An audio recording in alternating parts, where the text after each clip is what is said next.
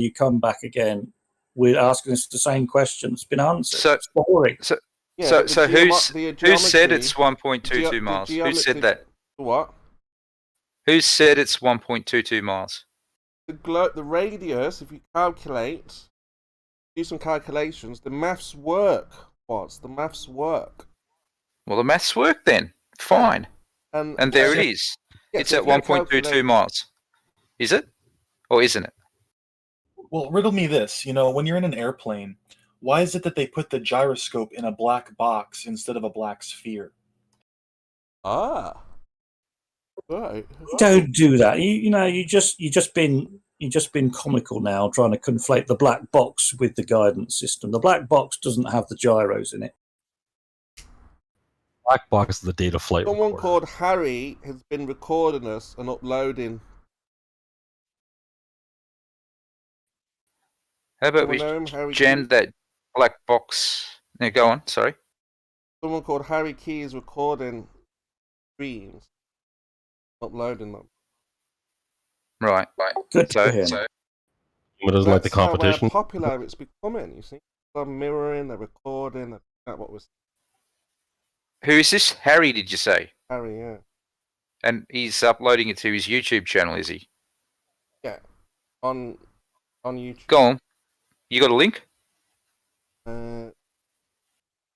Type in Harry Key. Harry Key. How do you spell that? The second bit? E like key. Why? Key. Why? What shape is the letter key? Like a K. K-E-Y. K-E-Y. Gotcha. Big shout out to Harry. Hello, Harry. If you're real. But yeah, I mean, like I say, Flat Earth is getting more and more popular. I know you like to think it's not. You're just deceiving yourself once again. I mean, the amount of people that I'm so relaxed with this.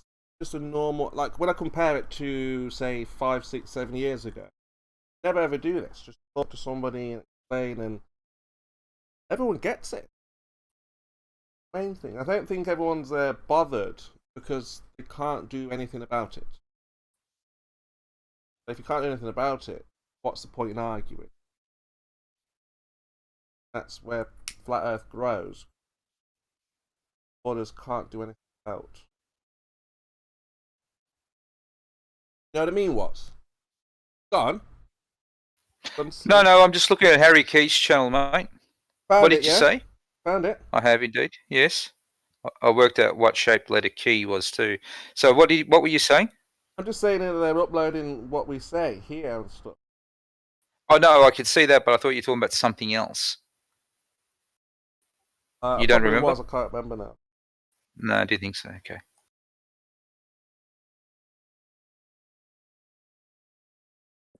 So Frost Knight, you're saying about gravity should be making the planet perfectly spherical, but are you not aware of other forces and activities that are counteracting what gravity's trying to do?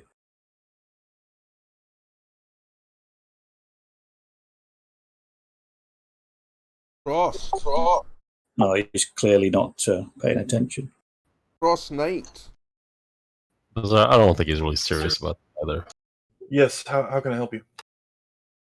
Yeah, you're saying that you have this idea that the globe is perfectly spherical, or it should be if it was. I can't remember. What was your argument again? Yeah, so like the platonic form of a sphere, like the perfect geometric sphere, right? I believe the Earth, the radius of the Earth is consistent across the entire crust, the surface. But there are forces and mechanisms in the Earth that are counteracting what gravity is trying to do. Yeah, but gravity is stronger. Well, clearly it isn't, because plate tectonics can push land mass vertically upwards over the years. Yeah, what goes up must come back down. Yes, I know, but if the speed of one exceeds the speed of the other for a time period, there will appear to be that.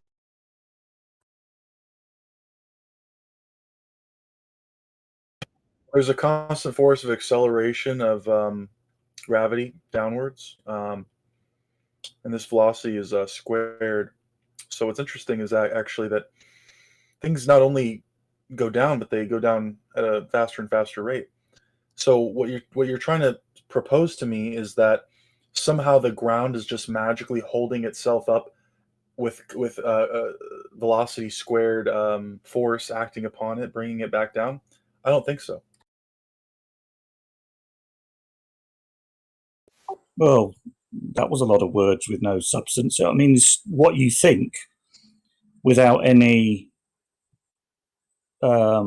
logical reason behind it is pretty empty statements. Like I said, plate tectonics give you forces and mechanisms that can push land masses upwards against gravity, at least for a time period. Well, water always finds its level.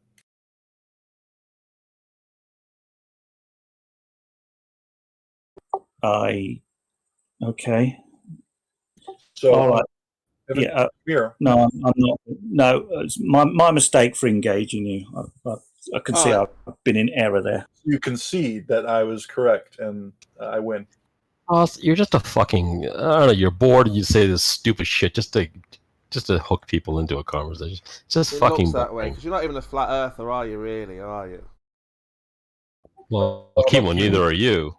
Well, after this video here where we busted the ISS, again, this is a recent video. Now, I did speak to him. I said, look, it's a reflection, not a wire. And he said, oh, but it's the reflection of the harness of the wire. So I was going to upload it to my channel, but I got the original and I was like, I know what you ballers are like. Check that out. NASA's been busted once again, and honestly, not as strong as what I thought it was. When I first seen it, I thought, oh, this is great. You can actually see the wire from his shirt. But it's not from his shirt on the reflection. Check that out. You don't need to respond to it.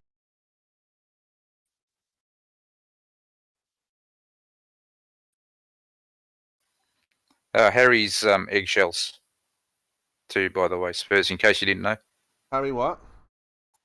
Harry Keys is eggshells, in case you didn't know. Harry Keys' eggshells? The Aussie guy in here called eggshells. Coordinates.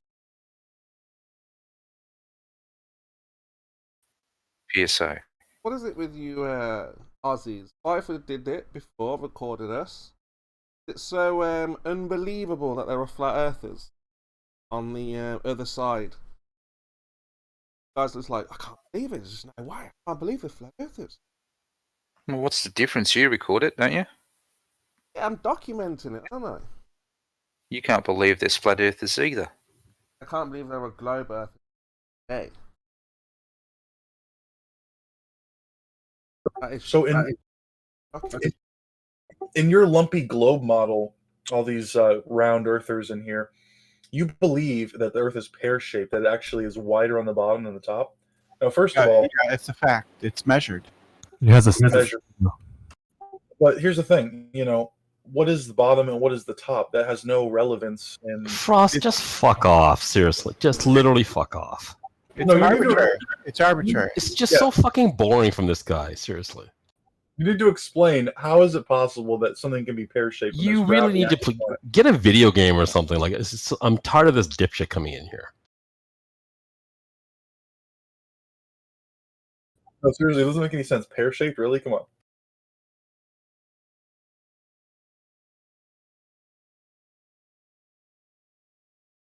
Well, that's what they say, but I think they're just saying, you know, that like way of explaining. I don't think they mean it's a real pair. No, Gambino. I already said when I first saw this video myself, I was excited in the first moment, and then I asked him for the original, and then he posted the original, and I zoomed in myself, looking at it close. I was like, oh. Not even on it. You can't even see the wire. You know, it's not on. It's just a reflection. You guys could, really, I don't know.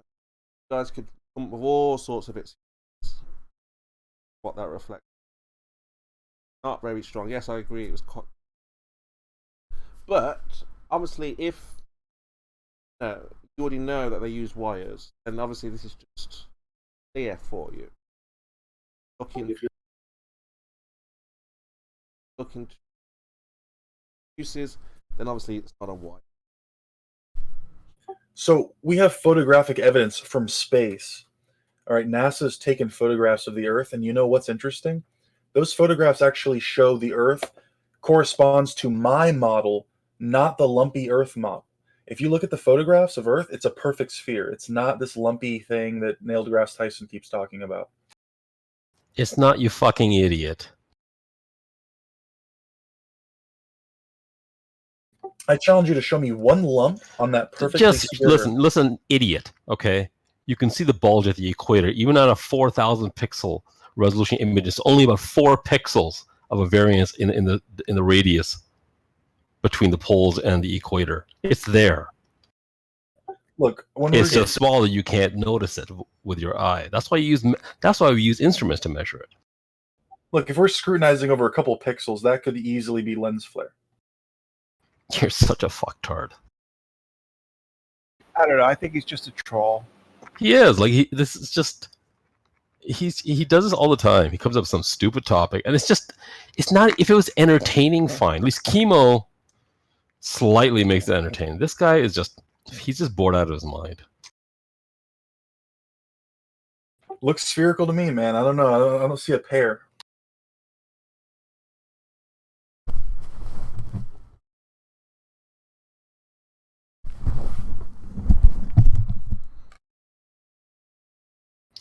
You go on believing that.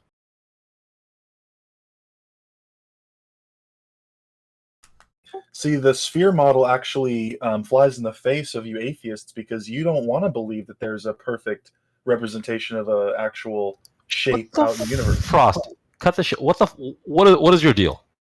Seriously. Well, if we found the platonic No, cut form this shit out. I'm not in the mood for your nonsense.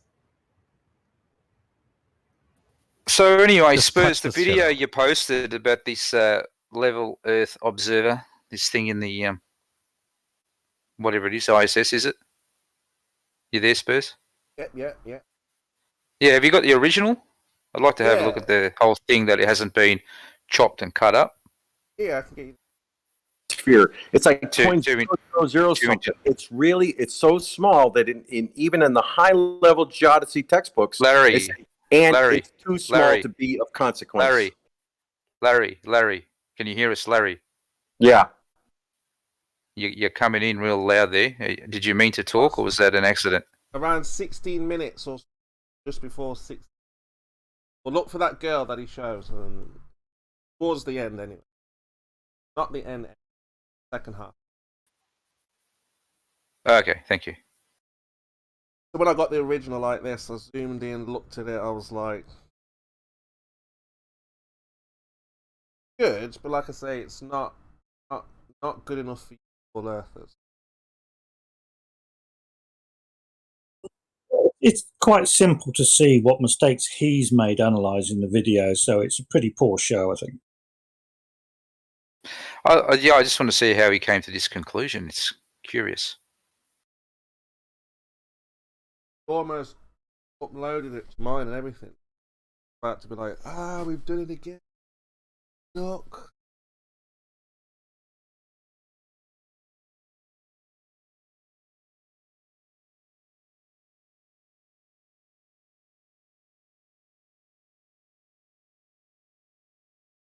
So wants it to be a harness.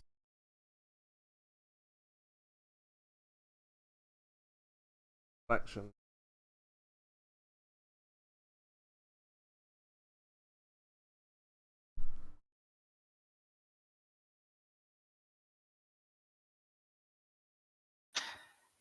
But why do they need a harness? Oh, I mean, why not give just them- CGI it? Well, it's a mixture of CGI. I mean, the hair's floating around like it's in a microgravity environment, along with a lot of the other cables and tubes and everything running around. The microphone gets passed from one hand to the other, it just floats across the screen. I mean, it's obvious. It's green screen. It's just how are they doing it? You know, nailing it down exactly what they do. It's obvious it's a wire. You can see the wire, but again, it's not strong enough for most Globers because they would just say, "Oh, that's just a reflection of blah blah blah blah blah." But obviously, we can see, we know how it works. So when we see that, we think, "Ah, yes, we now the wire and the harness." And it's not that strong. Not strong. Just because they're wired into a harness doesn't mean that it's fake. I mean, that could just be for their own protection, so they're not like drifting into the expensive equipment. Could be.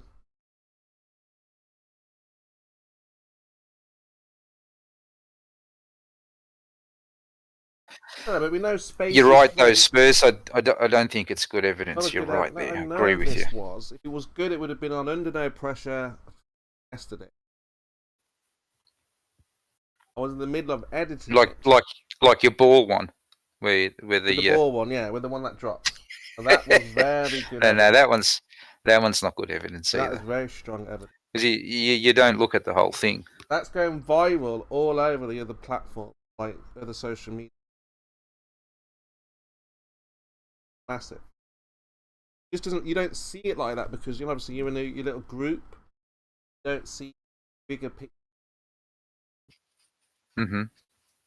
Have you guys noticed all the women on the ISS always have this weird like 80s hairband sort of like we use too much hairspray look where it just kind of it's like this voluminous puffy thing, but you can clearly tell it's not drifting around in this Quite fully, yeah, they're definitely trying to replicate what it would like. It's like this because they don't know what it's like. They don't have a reference. They have to guess. Like, yeah, well, we see what it looks like when women go on those parabolic planes, right? And it looks nothing like a fucking hairspray 80s band. okay. Point. Good. Just because I think what we see in these ISS videos is exactly what the hair would do if it was subjected to 0G or microgravity continuously. The problem with the idea of dismissing it because of what you see in the parabolic aeroplane simulations is they're only short duration. This hair has grown in microgravity. It has grown away from the head at the angles that you see. Whereas when you see a parabolic aircraft, that hair has grown under normal G and has only been briefly subjected to microgravity. Yeah, but again, it's not realistic. I believe it is. I think that is what I would expect from a microgravity environment with long hair. No. What's realistic? They get the chain around their necks somewhat realistic. But when it comes to the very different.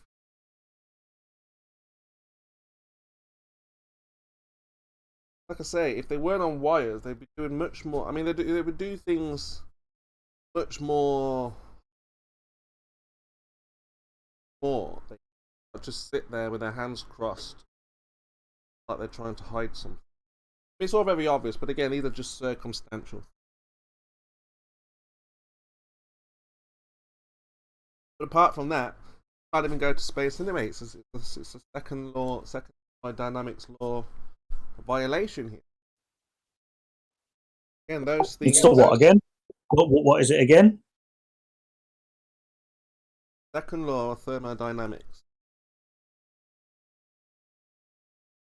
Basically, what that means is hot goes to cold, high to low.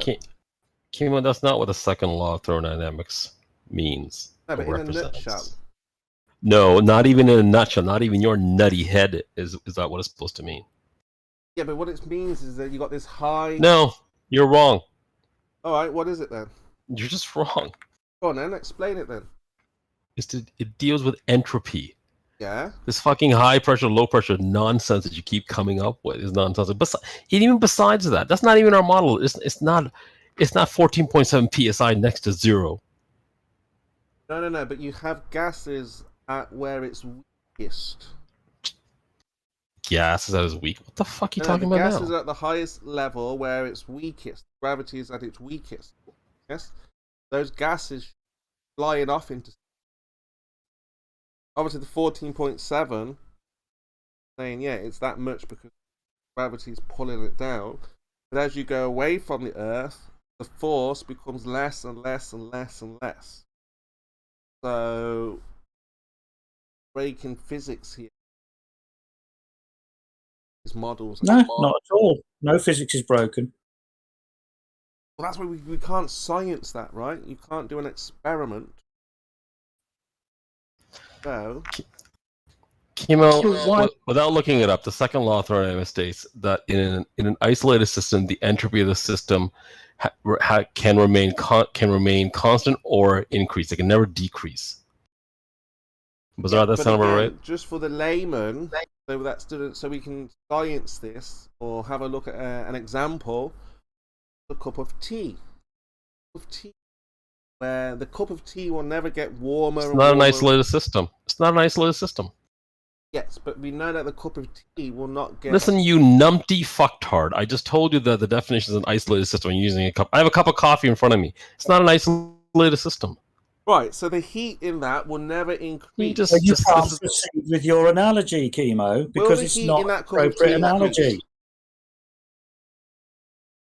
Will it increase? To That's be the able to- question. For the audience and YouTube, this is a demonstration of how retarded Chemo is, right? Right, I'm You going to can show talk you about a the entropy of the diagram cup. then. Obviously, you can don't talk about the understand.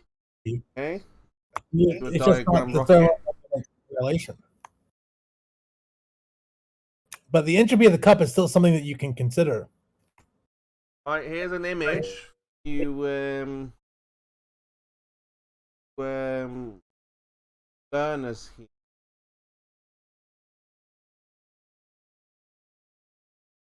You can isolate a cup from, like, you could just like set it out on the counter and it'll be Yeah, but isolated. you're missing the point. No.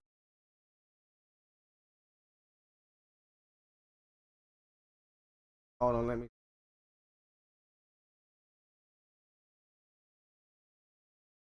Okay.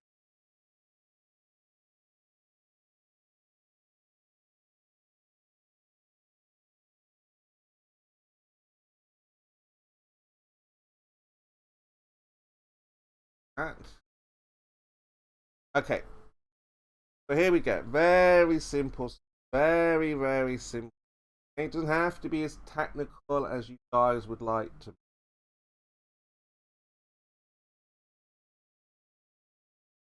Very simple stuff here, rocket science. See where it's hot? Second law, thermodynamics, hot to cold. There exists a useful thermodynamic variable called entropy. Natural Keep reading. process that starts in one equilibrium state and ends in another will go in the direction that causes the entropy of the system plus the environment to increase for an irreversible process and to remain constant for a reversible process. That in layman's terms, rockets have hot go to transfer to cold. Great. Now, if you want to demonstrate your knowledge of that, explain to me how that works for your refrigerator. No. Again, you've got high hot pressure here on the Earth, and that is No. go to the lower. doesn't equate to pressure. No, you can't make that equivalence. Pressure does not equal hotness. I didn't say that. Said Yes, you did. it goes Yes, from you did. high to low. Look at the diagram. It's not the same as that example. Look at the You diagram cannot, here. you cannot use thermal energy in the example of the atmosphere. Cannot reverse this image here. You cannot use this. Yeah, this is let's read it. It's No, second law. not This yes, is from no. NASA. You This cannot is use this. from NASA. Pay attention. Yes, Yes. and it's about heat, not pressure. What's This interesting is about the is that second law of thermodynamics. a Read it, thermos read actually. it, and sweet. Did you know in a thermos they actually put a vacuum in the thermos to prevent heat transfer because the vacuum is actually a really good insulator. So what's interesting is, when it's nighttime on Earth, it gets cold. But I thought space is a big vacuum, so isn't that supposed to be a good insulator and keep the Earth warm? What the hell, guys? Come on. Or maybe actually there's waters above. Water is a thermal sink and actually absorbs the heat. Think about it.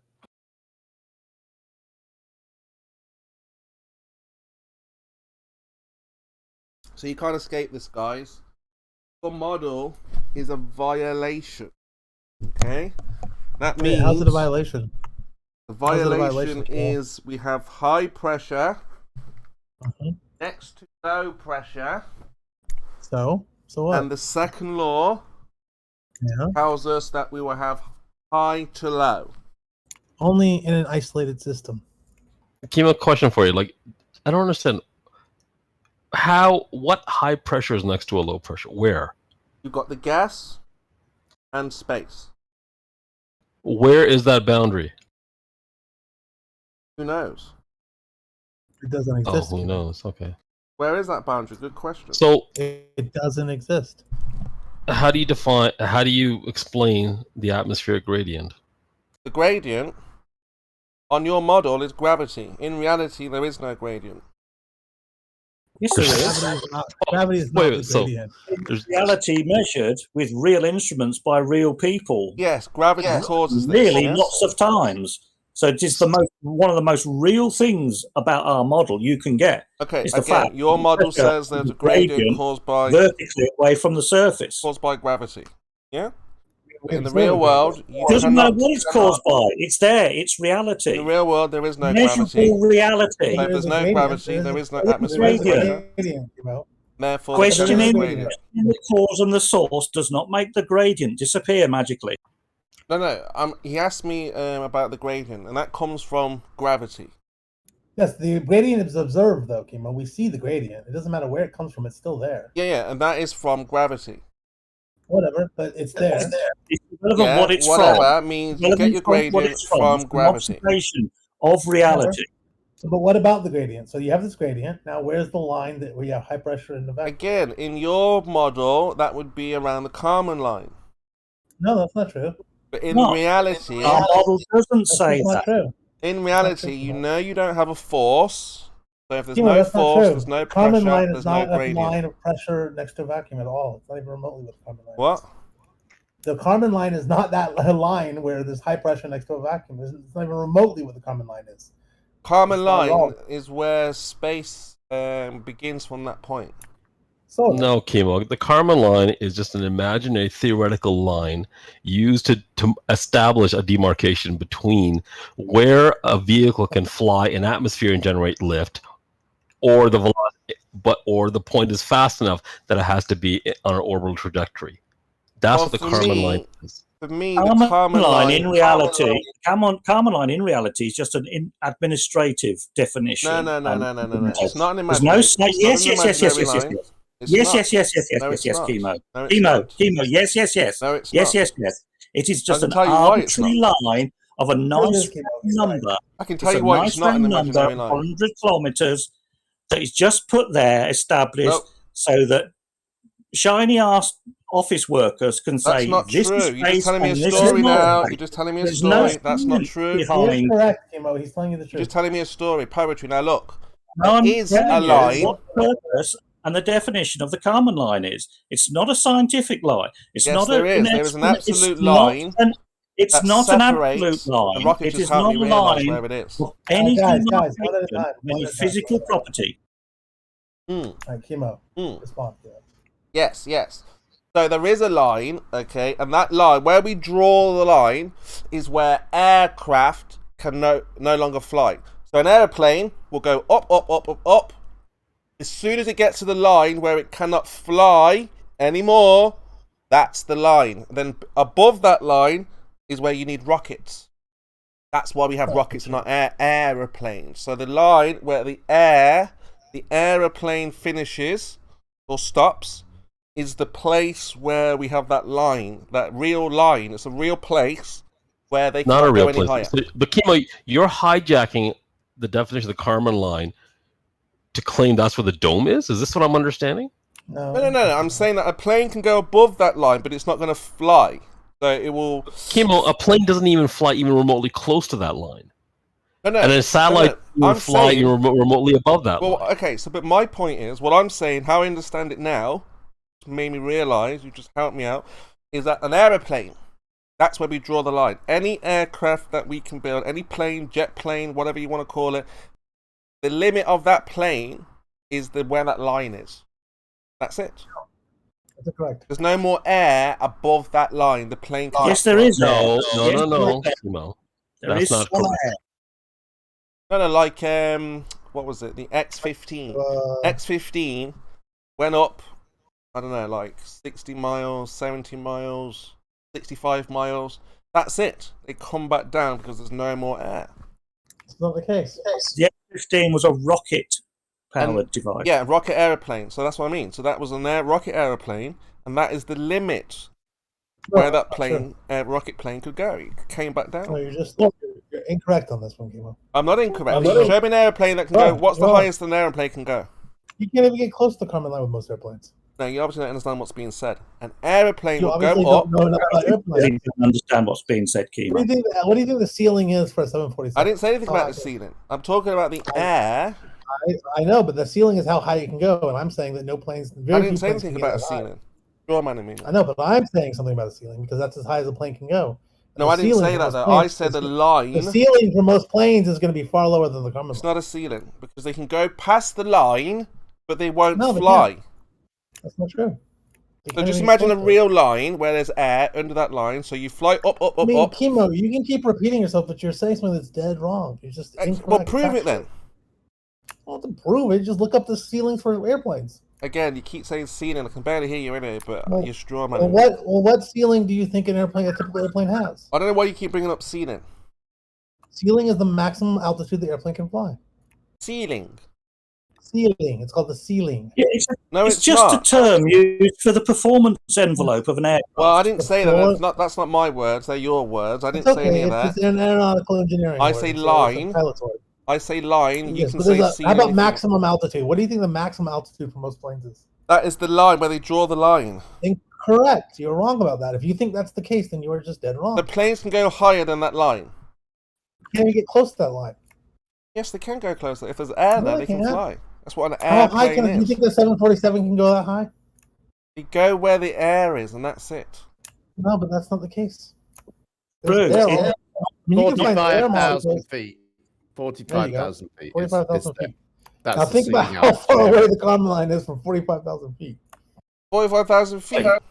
Talking about planes can go higher than that. That's the maximum altitude of a 747. No, talking about an aircraft, the X-15, the X-15. If you go down the line of various aircraft, the U-2 bomber. Yeah, if you go down the line of various aircraft, you're going to find very few that can get anywhere near the Kármán line. Concorde went up to 60,000 And the U-2 wasn't a bomber. U-2 bomber? B-2 was a bomber. U-2 was a Kimo, it's the U-2 spy plane or a B-2 bomber. B-2 bomber. Right. Whatever. Combining the point is, a plane can go up where there's air. They go up to 60 miles, and then they fall back down. That is not correct. There has to be a certain amount of air. Yeah, that's in your model. But in reality... It's silly, Kimo. This is our model. Yeah, again, reality. you're talking about your model. You talk about your model, I'll talk about reality. I mean, it's what's dumb about this. You're just digging in on dumb facts that are just... Yeah, whenever you think it's silly, it's because you think I'm talking about your model. No, I'm talking about in reality. Yeah, but in reality, planes cannot get close to the common Prove line. it. In reality, the common line is not a measure Prove of where it. the atmosphere stops. In reality, it is what I think Bizarre Farmers or somebody was saying, mostly a political distinction and an administrative distinction. It Nice has story, no real. bro.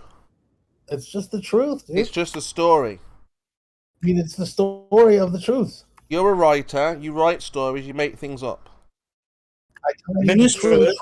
Got no administrative evidence to rights back up what as you're well saying. that are not stories. Of course, there's stories. Somebody wrote them down, and now they Administrative presented them as rights fact. means They're stories. They're stories not- of the truth. They're representative of the truth of the world. Well, go on, and They're let's stories see that of there's the- air above where a plane cannot go. But the let me- highest a plane has been was a MiG E266M, which reached 123,523 feet. Oh wow, that didn't even get close either. So there's no air above that now. Then You know what's Emo, interesting? it says under the definition of the common line, it's an attempt to define a boundary between Earth's atmosphere and outer space. As Bazar said, this is important for legal and regulatory measures. Remember, as you pointed out, Chemo, atmosphere extends very far past, almost all the way to the moon, including the moon. You can find atmosphere molecules out that far. So the air continues for quite a long ways, even past the common line. yeah, you're confusing the model and reality. You're It's confusing not our reality. model. So why can't we fly to the moon? In an Because aeroplane, it's too thin. there's no air I up told you there. the max altitudes for most planes is very, very short compared to where the moon is. Right, but the thing is that depending on how fast the jet engine is sucking in the particles, right? As long as it's going fast enough, then it's going to have enough pressure I don't think any you know- jet engines could go nearly fast enough, though. Two reasons aircraft cannot fly as high as we would want them to. The engines will not be able to burn any fuel, and the wings would not be able to provide enough lift. Because You know, of rocket no engine- air, obviously. The gravity that an aeroplane needs to overcome is almost constant with the kind of height differences we're talking about, but the air density is massively different. And if that were true, what you're saying, the gas below it would just fill the It is space. true. It's not true. It is true. What is not true about what I've just said? Because the gas will fill the space. The space, gas will fill it. There is a force that is interacting with the gas. Again, that's to- part of your model, to part of provide- your story, part of the provide a poetry. counterforce for that. No, that's what I just said. Without that force, yes, The gas, your you idea have no that pressure gas gradient, will no fill an pressure in the area atmosphere. is your without that idea. force- You're conflating your model and reality. No, he's not. He's describing reality that happens to match the model. No, you've got no evidence of your model. I mean, that's how the Yes, we model do. got. That's how the model got derived, is by observing reality. That's why it matters. No, that's not how I would it's say derived. I would say the evidence just comes from us changing altitude and knowing that the air pressure changes. No, your model was built many years ago before they went to space, and it was We- all we don't- built. It was all built. You don't on a even need to go in a plane, do you, to know that that's happening, and Yeah, it happens yeah. consistently every single time you go up the mountain. Yep. The air gets thinner. No, that's not Every true. single Again, time. that's another Without- old wives' tale. I've No, already told you well, about it's Vin not. Hoffman. Vin Hoff ran up there naked without no Yes. oxygen. That despite the And I thinning told air. told you about the times I've been skiing, and you go in the ski shop, and everything that's packaged in vacuumed packaging is bloated Show because me. it was packaged at. We can just ask anybody that's been No, skiing. no stories in this day and age. Or They you have to should go present skiing. evidence. You know, a bag of crisps. They're all puffed up. Nice Packets story. of meat.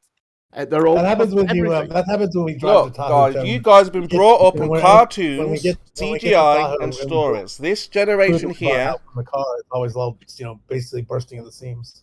this Right. generation here will not make the same mistake your generation made, which is accept stories in the newspaper, papers that have no experiments. This isn't a story. I've been skiing and seen this happen.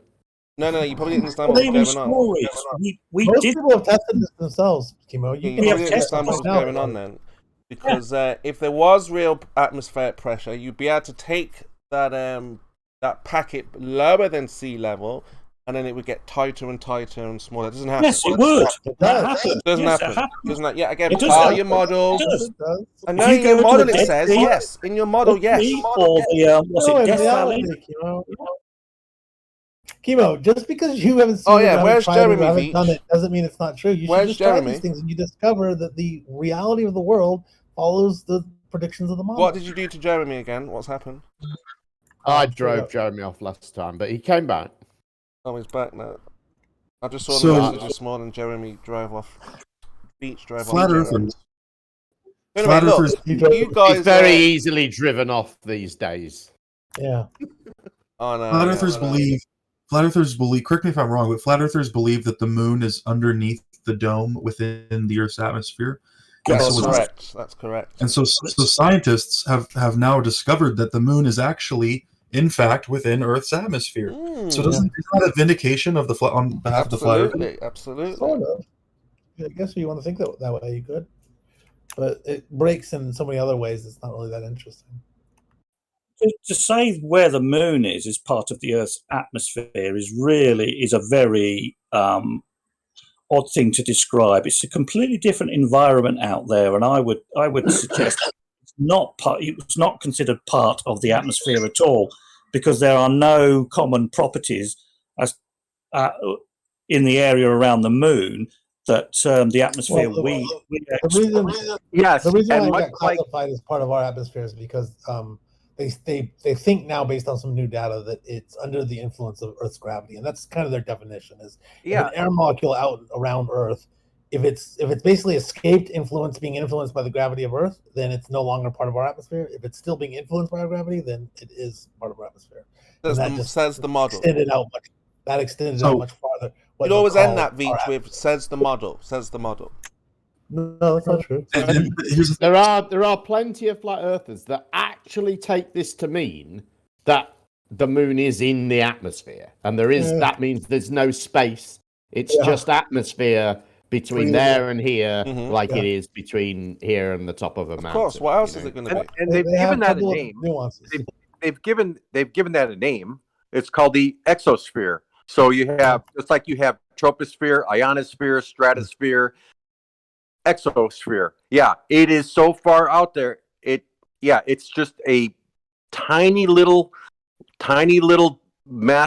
bit of density or mass of hydrogen and helium that does drift around with the Earth at a greater radius than the lunar orbit. Yeah, so what? It's still a fucking vacuum for all practical purposes. Look, you can change the model year by year.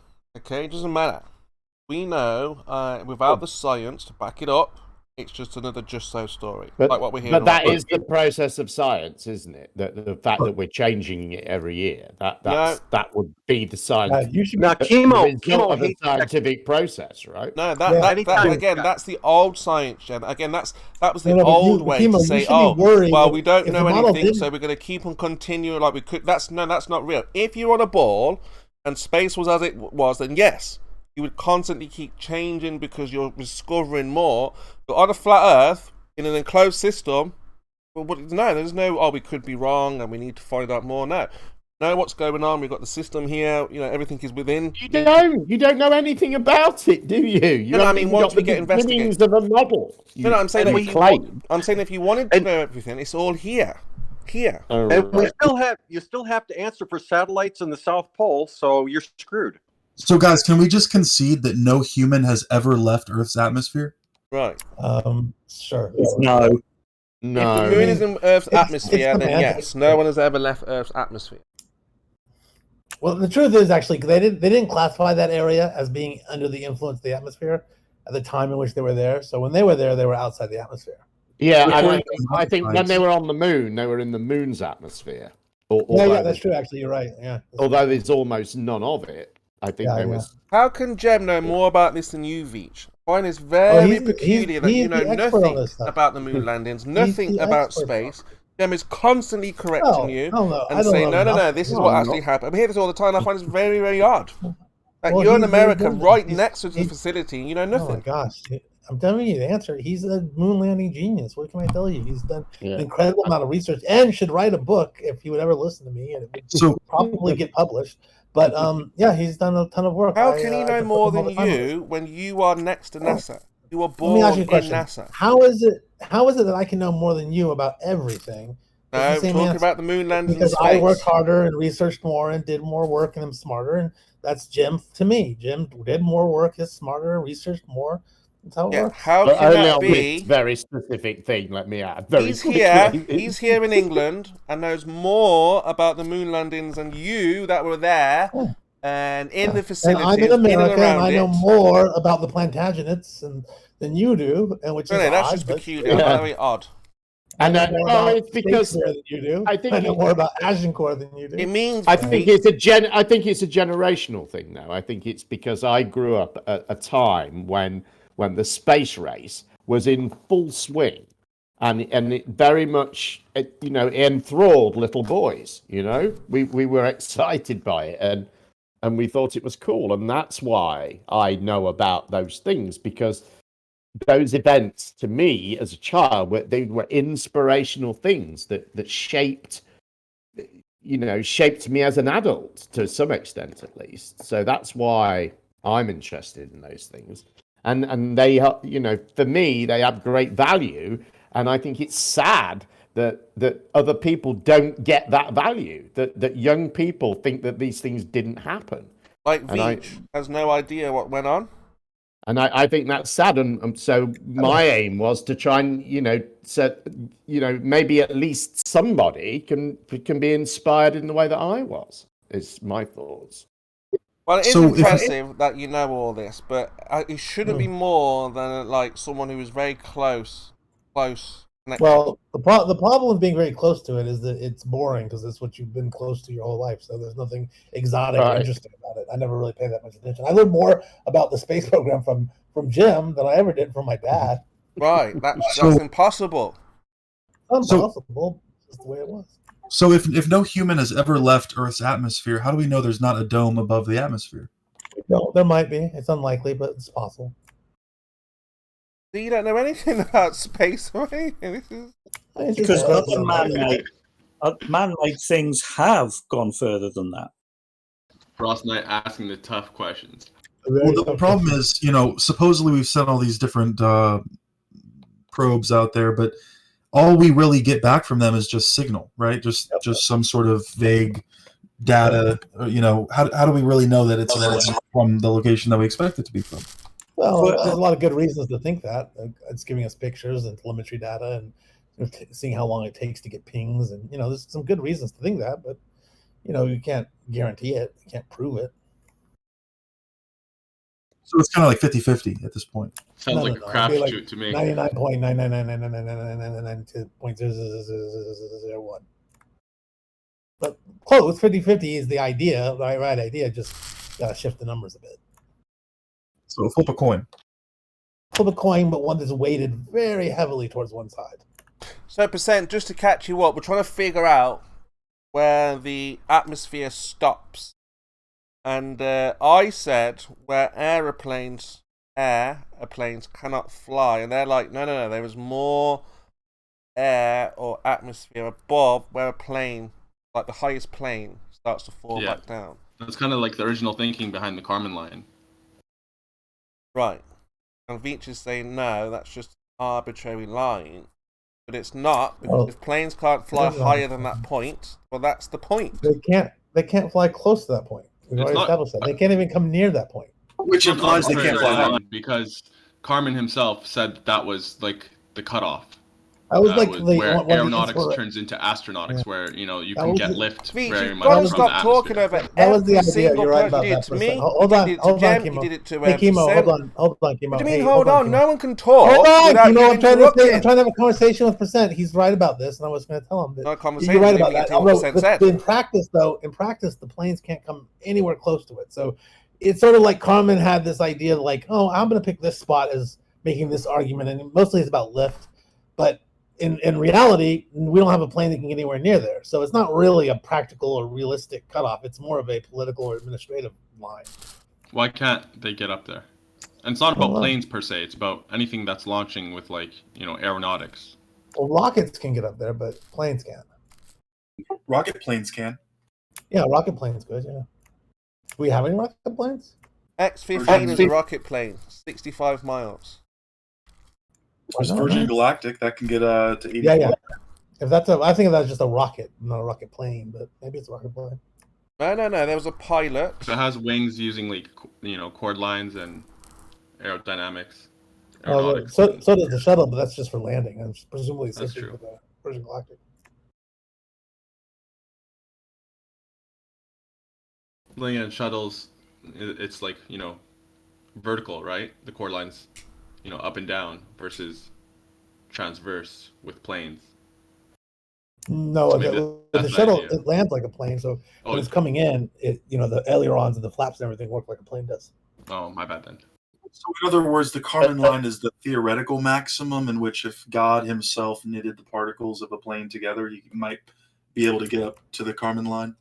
I think it's stretched. I think it's putting too much pressure on the idea, the inspiration for the line to say that. I think the truth of the matter is that it's sort of the gist that he was going in, the direction he was headed in, the sort of the underlying pinning of his thought, but in practice and reality, not very much what it represents.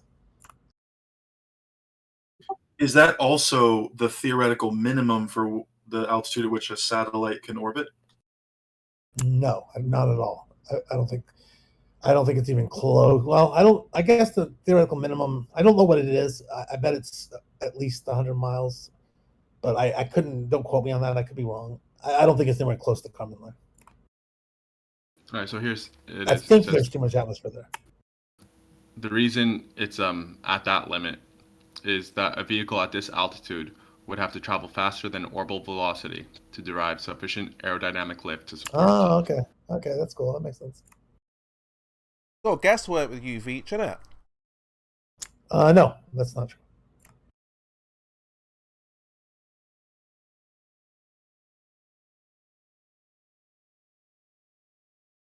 Well, that's just what we know. It's just the best guess. We're not quite sure, but it could be. We're still looking. We're checking. It just might be, and that's just what we have at the moment, and we're just going with what we've got at the moment. Would you prefer that I lie to you, Kimo? Would you prefer that I do what some of the autors do and insist that something is absolutely true when it's not absolutely true? Just say it's objective at the end of every sentence, Scott. Yeah. Anything that you want to establish, just say that's objective. Yeah. Objectively true. But an answer, any answer. We can give you an answer, but an answer is a kind of answer which is an answer, and at the moment it's just an answer which we can give you. I'm sorry it triggers you, but you. No, it triggers me. I'm saying, do you see what's happening? I presume that you'd rather have the truth. I presume that you'd rather have the truth than hear me insist that something is true that something is true that isn't true. Or have more confidence than is justified about something. Confident. Again, there's another one. Oh, we're just confident that we're just confident that the thing is right, but we don't know. We're never sure. We're never 100% sure. We're never sure of anything, but we're just confident. I get the feeling that you're so hell-bent on making this rant that you're not actually listening to what I'm saying. Yeah, I've just repeated that's entirely accurate. He's really just waiting for a chance to complain about anything you do, Scott. It's really fucking annoying. It is annoying, but it's what can you do? Well, we're looking for results. And well, I'm telling you that this is the truth. This is the truth about what we know about things, and the fact that we aren't certain about certain things, or that some things are subjective or that are vague. It's okay.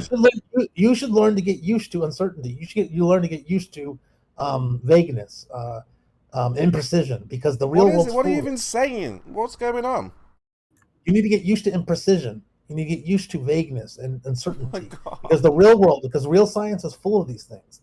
And a lot of it's the fear of uncertainty or the fear of imprecision that causes flat earthers to make mistakes. Mm-hmm. Truly it is. Over and over I see it, where it's like the idea that something is sort of a little bit messy or a little bit fuzzy just throws them for such a loop, because they want everything to be such straight, perfect, neat boxes and such neat lines, that they begin to insist that they have to be neat lock boxes, or that anything fuzzy must not be legitimate or valid. And they end up saying things like, well, we can't know what the sky does because refraction is out there, and we don't know how fraction works. And so we can't guarantee that it's not doing something wonky. And so I can no longer trust anything I see because of refraction. And that's crazy. Tell me how it ends. What's the end? How does it end? Tell me the end part. How does it end? I just did. That was the end. Go back to that middle part again, if you don't mind. That was really intriguing. Yeah. I feel like Kimo, are you trying to? Kimo, are you recording so that you can take? I feel like you're trying to picture. Are you trying to take snippets so that you can make Scott look like he's saying something he's not? It's like this and it's like that. It's just so wonderful. And it's just like this, and you really like it. It's like this, and you'll be really intrigued. And if you just take a look at it, just give us the facts, the figures, the numbers. I did just give you the facts and the figures, the numbers, silly goose. Where does the atmosphere stop? It doesn't have a point where it just stops. Well, we're confident that it has a point somewhere, but we're just not quite sure at that point. But it's a really interesting continuously, so that at any given point, it's less than it was earlier, and it's more than it is in a little bit, and it continues that continuous decreasing of a pressure gradient on ad infinitum. Okay. I know that hurts your head, but that's just the truth. That is the truth. Ain't that the truth? Is there a distance, Scott, that you would feel comfortable asserting is absolutely outside of the range of where the atmosphere could ever possibly go? I mean, it depends on how pedantic we want to be or how extreme we want to be. But I think once we're in a vacuum where if you take a helmet off, you can no longer breathe, and your body will you won't survive for more than a few 30 seconds or 60 seconds. Once you're in that space. Well, I think like there's a measurement where a molecule of atmosphere is about a mile on average from another molecule of atmosphere. That's somewhere around where the moon is. And that when you hit that area, I think that's fair to call that no atmosphere. Even though there's technically a molecule. He thinks that's fair. Why is that fair? Because of he the was fact explaining that. I know, but I'm asking why do you think it's fair? Because there is technically a molecule every square mile or so, but a molecule so little atmosphere, it does so little value as atmosphere, it doesn't do any sort of utility as an atmosphere. But I think it's fair to say you have no atmosphere out there. Is that based on calculations or someone actually observed it? It's based on the utility of a molecule. Judging by that definition, you could say that Mount Everest has no atmosphere. Well, Mount Everest has a lot more than one molecule per square mile, though. Yeah, but you still need oxygen tanks to breathe up there. Yeah, but you don't die and you don't explode in 60 seconds. You actually don't require oxygen to. You don't require additional oxygen to be up there for a short time. You can survive for hours or days with limited oxygen. Everybody knows this. You're not going to have the best quality of life. It's good that you all know this now, and you don't argue about you need oxygen at top of Everest because. No, you can go 40,000 feet for hours on end, no oxygen. Explain that in your model. You seem salty, Kimo. What's wrong? It's what? You seem Did your salty Tinder about date not work out last night? Did he take a cloud with him? A cloud of air? What? So yeah, again, when we talk about your model, yeah, it's understood. But when you try and compare it to reality, where you say, well, it gets thinner and thinner and thinner and thinner, you can't breathe at Mount Everest, you can't breathe when you go higher, it's false. Because you can breathe when you're higher. Your model is wrong. That's broken. So that's why we ask you about where does the atmosphere end, and we have to look at what the model says. The only way we'll know is by looking at the model, right? I don't think you'll know what the model says if you think the model says you can't breathe at Everest. Oh, you can now breathe at top of Mount Everest, yeah? Yeah, we just heard. It's been well understood. The first ascent was made with that additional oxygen. Oh. Yeah. So how high can you go then when you need an oxygen mask? Depends on how long you're going to stay at which altitude. Yeah, for hours, at least 10 hours. How high can you go? Everest height. And stay for 10 hours without your oxygen tank? Everest height. Can't go higher than Everest. We don't know. There's nothing higher. So how would we climb any higher than Everest? I'm asking about your model. What does your model say? Well, the model doesn't have a mountain. It's not there, dude. Does the model say you can breathe at top of Everest for hours and hours? Yeah. Yes, it does. Oh, you can breathe at top of Mount Everest for hours and hours and hours, yeah? Well, I guess it depends on the person, obviously, but yeah. Depends on the person. Yeah, it's going to be, it's not going to be. How will that person find air where somebody else can't? Well, some people might have asthma, or some people might have some underlying condition. The Sherpas quite often have no supplemental oxygen because they are local to the area and they have developed a higher hemoglobin density They have a lot more blood vessels as well. They They have more like air a with them. really, if you compare their blood vessels with regular people that live at lower altitudes, they have massive amounts more, huge amounts more. So I saw this demonstrated once where they just got this this microscope and they stuck it inside the guy's bottom lip and they showed what it looked like, and it was unbelievable the difference. Yeah. So you're saying that you can't breathe on top of Mount Everest unless you're special? No, Well, no one not- said that, Chemo. Not I'm asking. special, but not special. Chemo, but you do real- you just have to be you do realize- acclimatized and fit and well, and There you go. Special. those sort of things. No, it's not really special, Chemo. There's a reason why they spend weeks at high camp and why they spend weeks at mid camp. They're acclimatizing. They're giving their bodies a chance to adapt to what's going on. Their body will make additional red blood cells. Mhm. It's one way that you can help carry more oxygen on in your blood on the same breath of air that contains less oxygen by volume. Mm-hmm. Because you're more asking eating. how Because high you're more can you go before you need your oxygen mask? Which height? Depends on the person. Yeah, you said Everest. Is that what everyone's going with? No, it depends on the person. I didn't ask you, Veach. I said we know your answer. I'm No, asking my if answer anyone is it else depends on the agrees. person. I'm asking if anyone else agrees with you that you can't go higher than Everest That's for not hours my and answer. hours My answer is it depends without on an the person. oxygen mask. It depends on the person. So Veach, why are you mumbling over me? Because that's not my answer, Chemo. My answer is it depends on the person. So your reason for mumbling over me is because you want to make your point. The reason for speaking is because you keep strawmanning my point.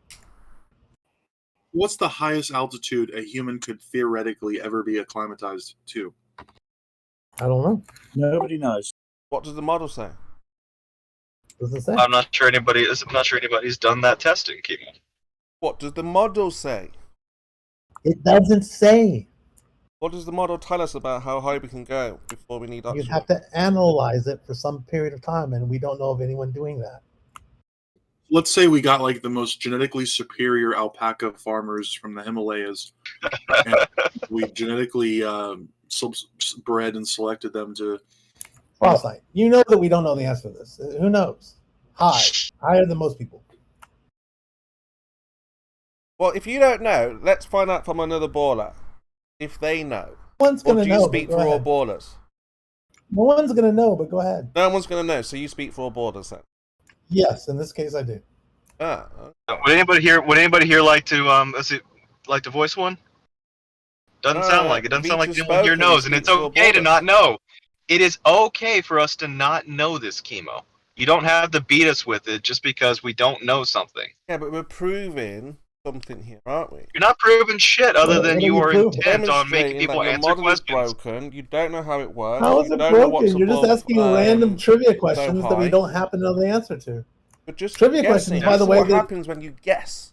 No, in fact, the very fact that Chemo- we're not guessing is why we say I don't know. If we were guessing, we would just tell you a number. That was a guess. Well, you said Everest. That was a guess. No, I said it depends on the person. What? If they're special. How or many not. times? It depends on the person. So that person who can go up to Everest, how high can he go? We don't know. Who knows? Can he go We 100,000 don't feet? know the answer to this question. Kimo. How can you not know this? How can you not know it? There's no mountains higher than Everest for Haven't one they reason. tested in spacesuits to see when See the how high you pressure? can go without a spacesuit? I mean, I you don't should know all these things. This is why I'm asking you. I don't think I should. Actually, Anybody I think if you want to know these things, you should look them up. But Should it's a know weird this. thing to want to know. I don't think many people would know it. I don't think I should know it. Let me ask you a question: how low can people go in the ocean without equipment? How much That's pressure not can my they claim. I know, but it's my claim. How low can they go? Do Yeah, you know? well, that's not my claim. You're claiming about space and atmosphere and air I'm going not, so I'm high, not but claiming not so about high. space. What are you talking about? When we ask you about what You're you asking know, a random you have question. no You're idea. asking about you're asking a random question that you want to know the answer to, and Not random, we're it's talking not about really space. it's not really relevant to any claims being made. You just want to know how high can the highest person go and breathe still breathe atmosphere. I'm curious, how low can the person go the lowest in the ocean and withstand the pressure? Well, that's a great question. You know, what's interesting is you can actually go lower without equipment than you can with equipment. It's called. I believe it. Because you can bring it into your body and basically equalize. So we talk about space, you talk about water. Well, I'm just curious if you know this or not, Chemo. You don't know this, I guess. Actively we're just having a conversation. You're trying to gatekeep. Calm it, Chemo.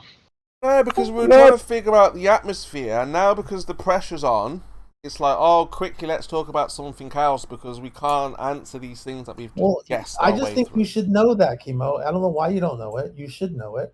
You can't answer my question. Scott, I think it's fair that your model should present, an argument for how that.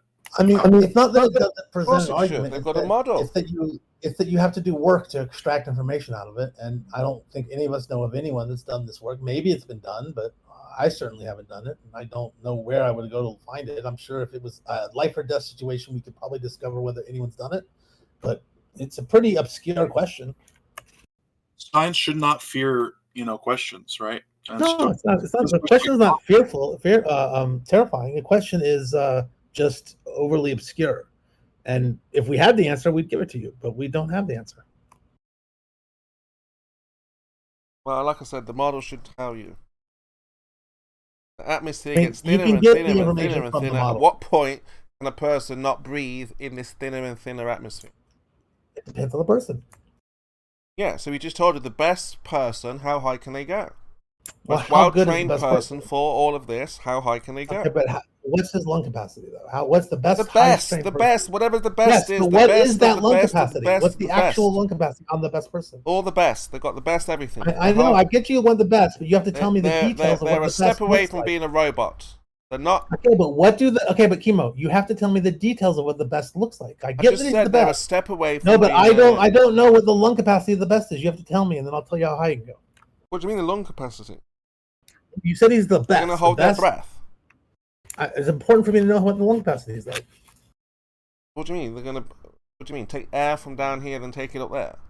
Well, do you want the answer or not, Chemo? You have to give me these details. Well, I don't know what you mean by the lung capacity. How much air they can hold? If they're at sea level and they breathe in as much as they can, how much can they breathe in? Yeah, so you're saying that they're going to take that air with them up to the top of the mountain? No, I'm not saying any of those things. I'm asking you what the lung capacity is. Well, what would it matter? Because it's one of the many metrics we're going to have to find in order to determine how high this person can go and still breathe the atmosphere. Like the lung capacity, as measured at sea level, will affect how much oxygen they can get. Got it, yeah. It's the size of a kid. 15... What do you mean size of a kid? Yeah, kid. Kid size lung. What's that even mean? What's the kid size lung? Yeah. But then there is... Hold on. Kid size lung, Veach. Yeah, but what is it? What is it? Just a regular kid size lung. So give me a number. I need some quantification here. The number of... Now, when you say I don't know how big the lungs are. When you say a kid, are you talking like a 10-year-old child, or are you talking about something the size of a goat? 12 to 15. You can go 10 if you want. But 12 to 15. So we have a billy goat size. So we have a baby goat sized lung. Got you. Yeah. So that's the size. How big that is. Only someone like Brian will know how much they weigh and the size. He's a doctor. What species of goat is this kid that the lung is the size of? A child. And how did the alpaca farmer get the goat lung in his body?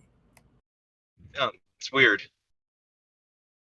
Okay, so 12 to 13. And also, the size of the lung really doesn't tell. Also, the size of the lung doesn't really tell me the lung capacity. Yeah, I need a lung. I just said, how much capacity does the child have? I don't know how much. Goats are. You should know. Unit of measurement than children. Goats are a better unit. Chemo, it depends. Did the child grow up on Mount Everest? So the child has had no training, Veach. No training whatsoever. How high can that child go? Where was he raised and who raised what? him? Where was he raised? Where was he raised? Who raised him? Where was he raised? Yes, just in a third world country. Which one? Let's say India. What was the pollution index? What part of Was India? he in the high Himalayas? In the Himalayas? That's almost in Why don't India. we just call the child baby chemo?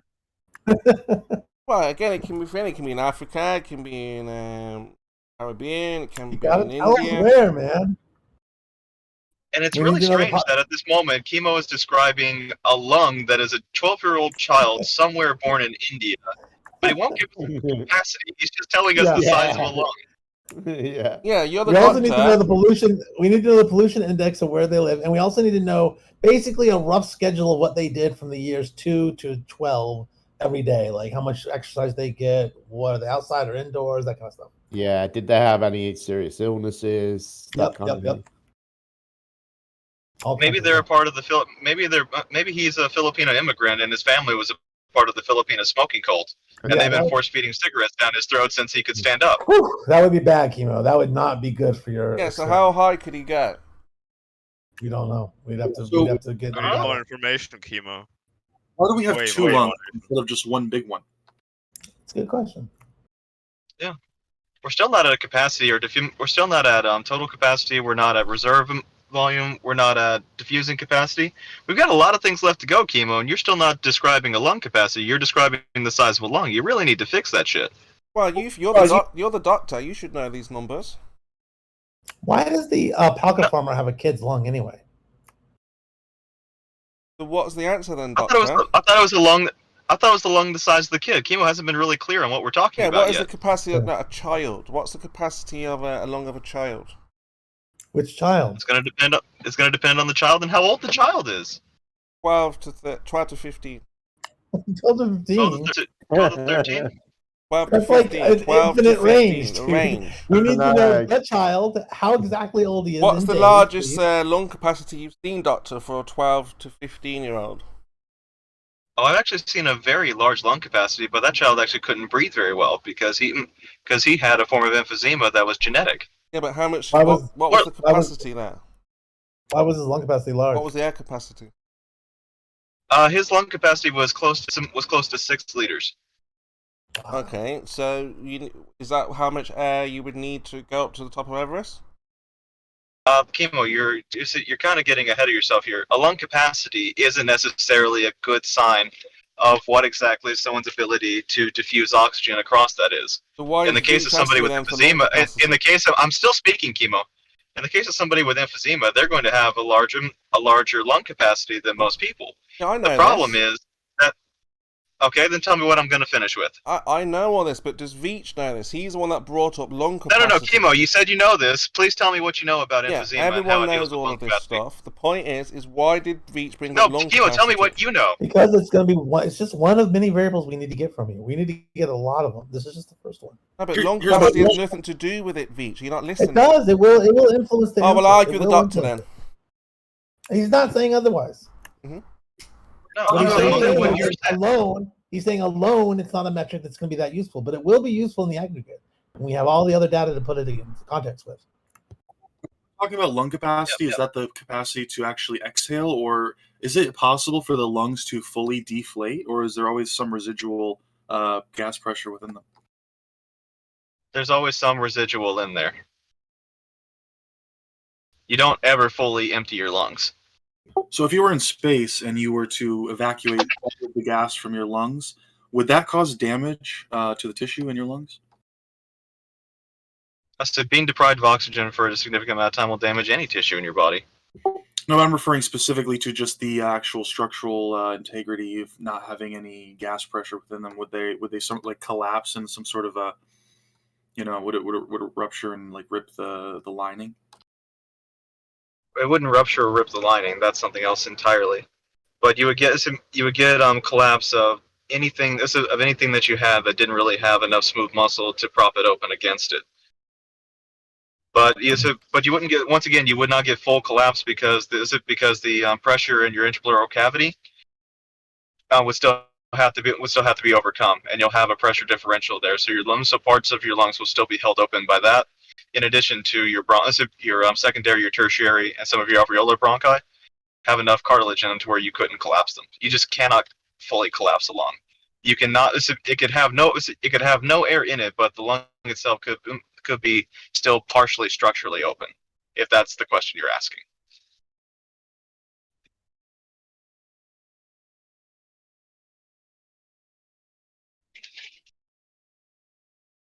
No, what we're Like, asking is how high can that person go before they cannot breathe? it's going to depend on a lot of factors, Chemo. Right now, you're barely describing one, and you're not doing a good job of it. Best. Beats what it was kidney lung capacity. You've just said it's not important, so that doesn't matter. Veach is just wasting our time. No, Chemo. He said that it's not important in a. He said that it's not important by itself. Right. He was asking you for one factor, and you did your damnedest to not actually give the answer. Because, like I can said, you please just answer Veach the questions that he's asking, and keep on with it instead of just trying to deflect. It's okay that you don't know things. It's okay that you don't know things, Chemo. You're allowed to admit it. If he's saying depends on the person, he has a person in mind that would be able to achieve such heights. Who said that he had a person in mind? He just said, he told you that it's going to depend on the person. What does it depend on then? A number of factors. You should know this. You just claim to know. Can you tell me what factors they are, claiming? It depends on the person. Why? What factors? Also, Chemo, you have how much oxygen is in the air and how much, your body can absorb the oxygen too. So you could be filling your lungs full of air, but that doesn't necessarily mean that your oxygen is, your blood is absorbing the oxygen from it. So it can be a little complicated too. This is, very fascinating though, talking about, all this air and, oxygenation and stuff like that. Right.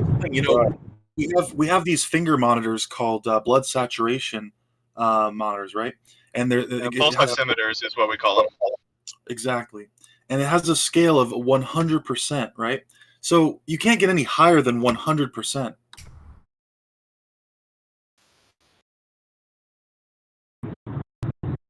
Lemon, So we're let's trying say to figure out how high we can go before we can't breathe. They don't know. Well, we'd have to talk about how much oxygen is in the air. I guess I'm assuming that if there's less oxygen up there, you need to take in more air for the same amount of oxygenation of the blood, but I don't know. You'd have to define breathe, because if you're talking about the mechanical, like inhalation of air and exhaling air, you can breathe without oxygen. After a while you'll maybe pass out because you don't have enough oxygen, but you can still mechanically breathe if there is enough air. I think if you go up there, you're probably going to die because you're just not going to be able to oxygenate the blood properly. Yes, it'll take like a couple minutes of breathing mechanically until you pass out due to lack of oxygen. You can have enough nitrogen, enough other gases so as to allow you to breathe, but not have enough oxygen. I mean, I could be wrong, but I think athletes try to train in low oxygen training so that they can get used to climbing up to low oxygen places like Mount Everest without, getting tired or dying. But you got to be specially trained to even go up to Mount Everest, and going up into like the space below the dome. That's probably even worse.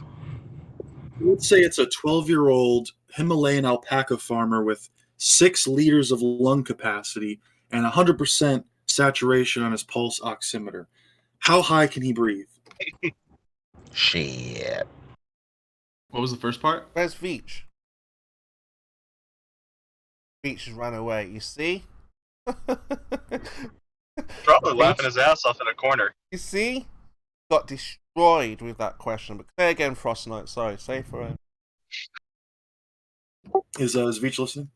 No, his microphone's off. Oh, it's such a good name idea. I want to make it like Veachless, but Veach gets in a tizzy whenever I use his name for name changes. Oh, but these names write themselves. Damn it! Say your point again, Frost Knight. You said 6-liter lungs capacity. Yeah, so a 12-year-old Himalayan alpaca farmer with 6 liters of lung capacity, 100% pulse oximeter reading. So his blood's fine. It can absorb the oxygen just fine. He has huge, ginormous fucking lungs. He's a fucking genetic monster who's designed to be in that fucking environment. All right. Let's do the calculations. You guys ready? I don't know what the calculation for that would be. I think you might need more information aside from just total lung capacity.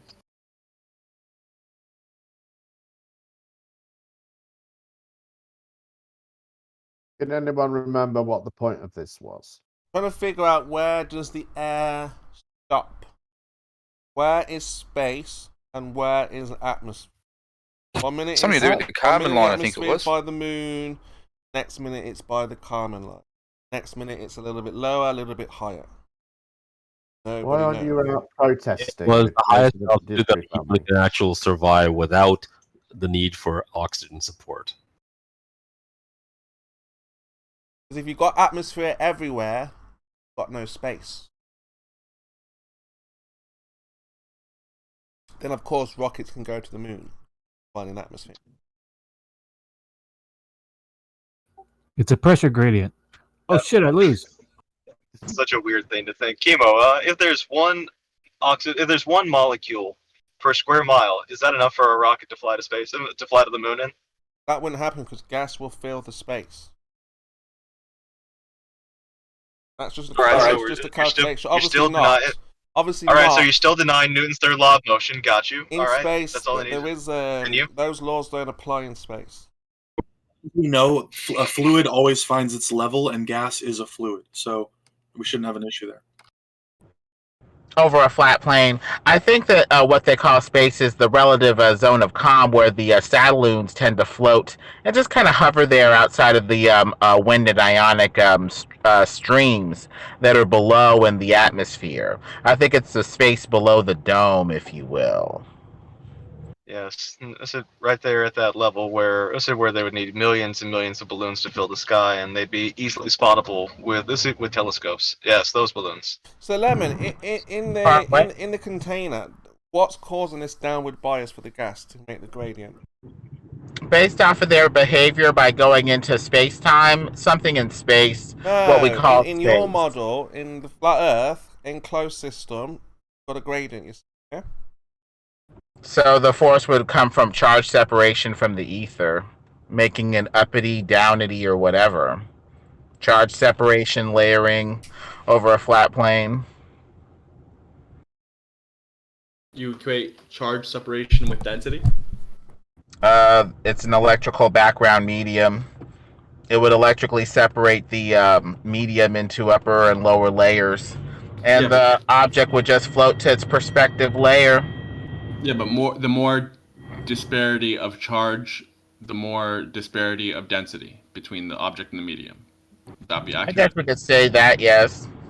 That's what I would go with. Something from the ether from space. Determining what's uppity, downity, or whatever. How would you gauge the charge? I say that the vacuum is purified ether. Guess we could start there. See what's going on in this 0-point energy, quote-unquote, vacuum field. But is there any practical way of measuring the charge of the object or the medium? Well, to have a measurable charge, you need enough charge accumulated. There could be charge there, but it could be so spread out and incoherent, it's not noted or detected or measured. That doesn't mean that something isn't happening. It's just escaping the instrument's detection. And to be clear, you're talking about a static charge? I guess so. Basically, space determining what goes up and down. Electromagnetic, electrostatic, whatever. That's what I would go with. So if there's a giant vacuum in the sky, then why is there so much pollution in the air? Shouldn't it clean up all of that? It still has to eliminate the waste once it vacuums it up. But I think of space as a background fluid that everything is mixed in. We're all fishies in the ether. And the air that we breathe has settled down toward the bottom where we are. But up toward the top, there's pure ether, the air of the gods, as it were, this purified background electromagnetic substrate under the firmament dome. Gods are you talking about? The Greco-Roman or the Germanic? Well, there's only one true God. His son is Jesus Christ. I would be talking about him. But the pantheon of heaven would be the angels, or rather the fallen angels and demons that they worshipped instead of the true Elohim, along with ancestor worship mixed in there, along with the traits that they infuse onto whatever they choose to call God, whether or not it created them or not. But in general, it would be the air of heaven, up close to heaven where God and the angels reside, up above the waters above. You got heaven, then the waters above, then the firmament, then the waters below, the air where we are, that sort of thing. But Elohim is a plural word.